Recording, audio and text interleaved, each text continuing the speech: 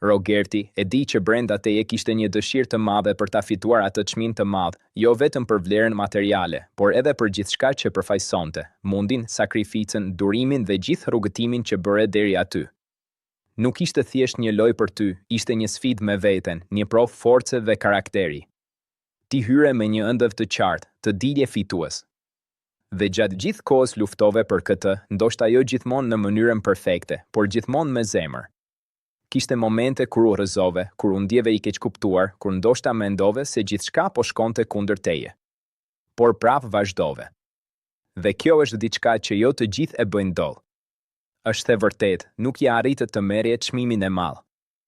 Por kjo nuk e fshin faktin që ti ishe një nga ata që e deshen më shumë se kushdo tjetër atë fitore.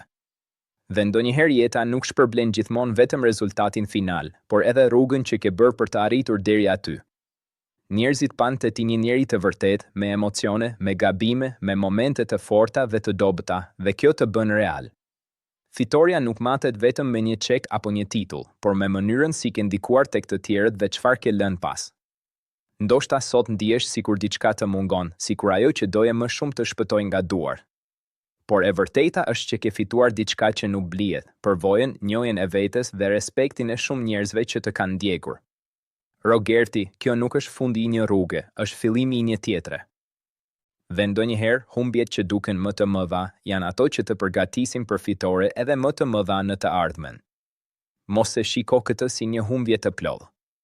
Shikoje si një kapitull që të forcoj dhe të bëri më të fortë për sfidat që do vinë.